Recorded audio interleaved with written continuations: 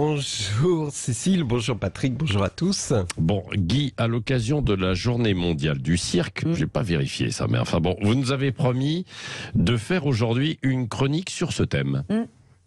Oui, c'est vrai. D'ailleurs, ça a provoqué un malentendu entre nous, Patrick. Ah oui. Lorsque je vous ai dit hier que je voulais profiter de cette journée mondiale du cirque pour faire une chronique là-dessus, vous m'avez répondu « Ah ouais, d'accord, j'ai compris, tu veux faire une métaphore, le cirque des élections, les clowns tristes. Ah oui, c'est rigolo. » Non, franchement, je ne trouve pas ça rigolo. C'est facile, un peu convenu, un peu populiste. N'oubliez pas, Patrick, que Sud Radio a pour vocation d'être une synthèse entre une radio populaire et France Culture. D'ailleurs, c'est pour ça que Cécile partage la matinale avec vous. Vous êtes le côté populaire et Cécile gomme votre rugosité en apportant une touche France Culture. D'ailleurs, vous allez voir. Cécile, voulez-vous, s'il vous plaît, improviser un lancement de ma chronique sur le cirque? Mais volontiers, mon cher Guy. Vous avez ce matin décidé de nous parler du cirque. Ah, le cirque, évidemment. On pense à Fellini, à ses clowns tristes, à qui dira la mélancolie du clown, à ce rire factice souligné au rouge à lèvres qui cache le désarroi d'un homme en détresse et qui va solitaire sur une route au crépuscule. Bon, ça va aller là ou pas? C'est bon, on a notre compte ou pas? Allez, mais c'est pas fini. Non mais attendez, parce qu'il y a plus rigolo quand même. Le mot culture, c'est quand même la première syllabe. Oui, c'est ce qui est le plus rigolo dans le mot culture. D'accord, merci Cécile. Alors venons-en au cirque. Mais bon, avant tout, je voulais vous dire qu'on m'avait sollicité pour ajouter mon nom à ceux de la pétition signée par des personnalités qui appellent à voter Macron. Je cite, sans illusion, sans hésitation, sans trembler. Et là, pourquoi le cacher en constatant que je faisais partie des personnalités dont la vie peut influencer le vote des Français? J'étais fier comme un pou.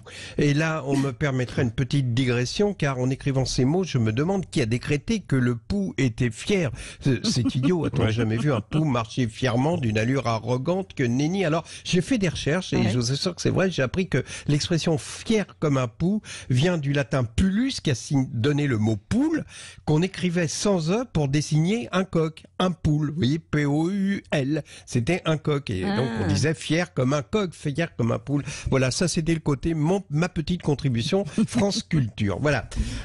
Quoi qu'il en soit, lorsque vous verrez la liste des personnalités qui pétitionnent, dites-vous bien que pour la plupart d'entre elles, elles se tapent complètement du thème de la pétition. Elles sont juste fières d'y figurer. Mais bien moi, j'ai refusé par éthique parce que je considérais que ma position de bouffon dans la matinale n'est pas compatible avec l'affirmation de mes choix politiques, mais surtout quand j'ai vu en tête de liste Juliette Binoche, Vincent Delerme, Pierre Arditi et Black M, vous pouvez être sûr que ça n'a jamais convaincu quelqu'un de suivre leur engagement. Ça a l'effet contraire. Moi, je vois une pétition signée Juliette Binoche, hop, je vote l'inverse. Donc venons-en au cirque. Car, grande nouvelle, le cirque est arrivé à Argenteuil.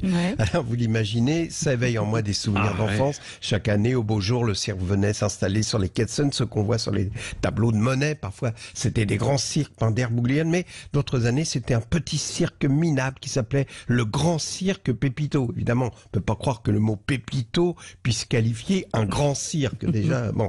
Mais c'était il y avait un lama pelé, un zèbre famélique qui constituait la grande ménagerie exotique annoncée sur les affiches. Une trapéziste portait une bande velpo autour de la cuisse, était présentée comme une star internationale, mais nous, on voyait bien que c'était la caissière qui, outre le trapèze, revenait en dresseuse de caniche après avoir enfilé des barésilles sur ses bandes velpo, et elle assistait le magicien Pépito qui la faisait soi-disant disparaître alors qu'on la voyait nettement s'enfuir derrière la malle.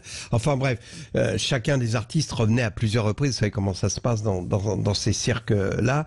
Et enfin bon, c'était assez pathétique. Alors cette année, le cirque est revenu à Argenteuil. J'ai eu une petite émotion. Vous allez vous demander pourquoi je vous parle de ça. C'est un côté un peu puéril. Eh bien non, simplement parce qu'il y a un gros débat, une polémique à Argenteuil. Ce cirque a forcé le passage des berges de la Seine et s'est installé dans la nuit sans aucune autorisation. C'est le cirque Lydia Zavata. Alors ça aussi, Zavata Zavata, c'était un clown génial de nos enfances. Et alors, il y a 50 cirques qui portent son nom avec un prénom d'un cousin, d'un oncle, d'un fils, d'un frère. Enfin, vous voyez. Donc là, c'est le cirque Lydia Zavata qui investit sans autorisation les berges de la Seine, aménagé pour les dimanches des familles et où on avait prévu les festivités pour Pâques. Donc les gars ont forcé les barrières, sont là. Il y a le lama pelé, le zèbre famélique et ils ne veulent plus partir. Si je vous ai raconté ça, c'est parce que en passant devant, j'ai vu des policiers qui interdisent l'accès aux berges de la Seine où se trouve ce cirque et je me disais que même le pauvre cirque Pépito de notre enfance faisait davantage rêver les enfants que ces voyous que sont devenus les cirques d'aujourd'hui. Voilà, à demain. Merci Guy Carlier, à réécouter. Et puis ce soir vous avez le choix, soit vous allez au cirque Pépito ou Zavata, soit vous regardez ou vous écoutez Sud Radio pour le débat. 2h30, c'est autre chose. Guy Carlier, bien sûr, modération. bien sûr. Merci Guy, on vous embrasse, à demain.